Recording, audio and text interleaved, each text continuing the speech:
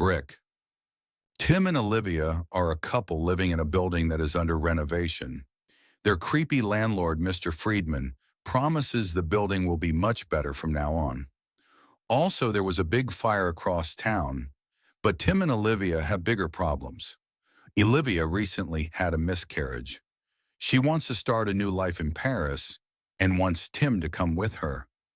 But since the miscarriage, Tim has thrown himself into his work as a game programmer. He tells her he is too busy to leave right now, maybe later. But later never comes, and Liv knows that all too well.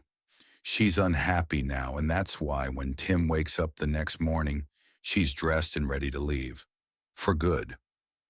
But when she opens the front door to their apartment to leave, she discovers the apartment has been walled in by strange black bricks. Tim and Olivia discover all of their windows are bricked in too. They cannot damage the bricks at all, even with a drill. Their cell phones have no reception and the internet is down.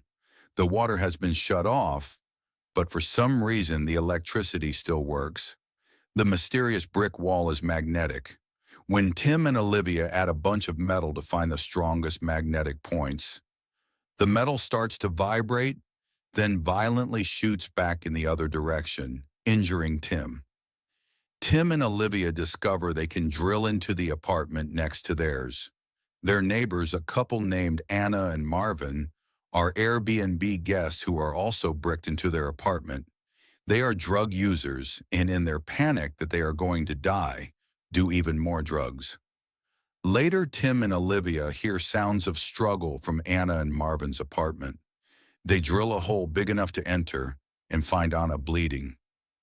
Marvin attacks Tim, and they restrain him. However, Anna insists Marvin was not trying to hurt her. Anna says she was trying to break down the wall and accidentally hit Marvin. Tim and Olivia discover a sledgehammer in their neighbor's apartment.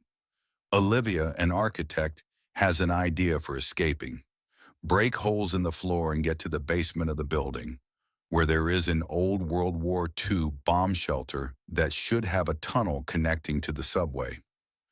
Using the hammer, they break a hole into the floor and make it to the first floor. In this apartment, they find an old man, Mr. Oswald, and his granddaughter. Though initially he threatens the intruders with a gun, Tim and Olivia convince Mr. Oswald to help them get to the basement. However, in Mr. Oswald's apartment, Tim discovers hidden cameras in the smoke detectors. They break into the landlord's apartment, which is next door to Mr. Oswald. There they find the landlord, Mr. Friedman, dead in a pool of blood with bloody stumps on the end of both arms and his hands nowhere to be found. They also discover Mr. Friedman's creepy room full of monitors, where he apparently records and watches his tenants' every move. The group decides to keep going to try to reach the bomb shelter.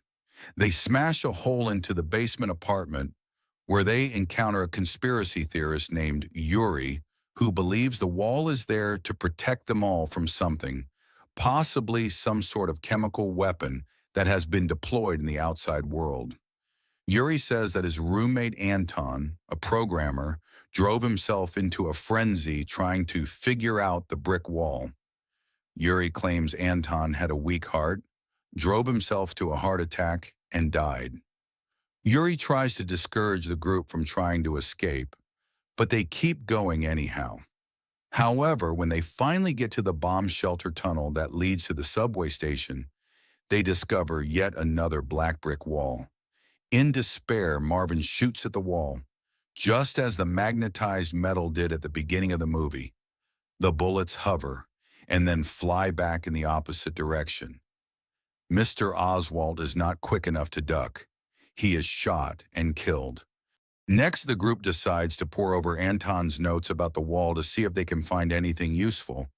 They also make use of Mr. Friedman's creepy room full of monitors to see if they can find anything useful on the recording. And they do find something useful. Video of Anton that reveals that he did something with his phone and was able to open the wall for a brief moment. But before he could escape, Yuri choked him to death. Unfortunately, when the group sees this tape, They have already left Yuri alone with Mr. Oswald's granddaughter. Yuri kills her and burns all of Anton's remaining notes on the wall. The group restrains Yuri, and he confesses that Anton worked for the company that designed the nanotech bricks, which were being developed as a prototype defense system against various atomic, biological, and chemical attacks. Anton believed the walls were malfunctioning because of the big fire across town. Yuri believes the threat is real and the walls are keeping them safe. Once Yuri is restrained, Tim studies the tape and realizes Anton programmed his phone to use the wall as a QR code reader. Tim is able to recreate the program, and using the program, he taps on certain square bricks as buttons on his phone. Each button makes a certain number of lights go off. The lights cause a reaction on the door, and it dissolves into a sort of opaque, shimmery mist. Anna sticks her arm in and gets stuck. While trying to pull herself out, Anna's whole torso gets stuck. Then the brick wall starts to re-solidify. Anna's body is brutally split in two, and she dies. In despair, Marvin kills Yuri and then himself.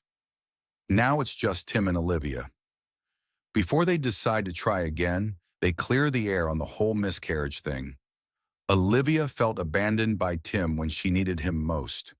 Tim felt he had to close himself off in order not to fall apart completely.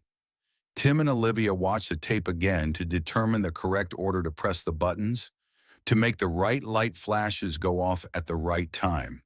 However, before they can press the buttons themselves, they are attacked by Yuri. It turns out he's not dead after all. A big chase and fight ensues. Tim and Olivia end up back in front of the brick wall that closed off the bomb shelter tunnel.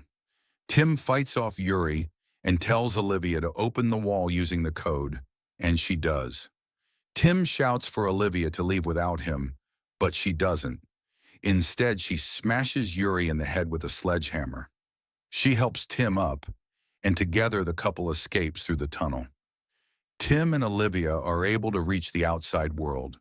There they discover that not just their building, but all of the buildings in the city are covered with a strange black brick. The streets seem abandoned.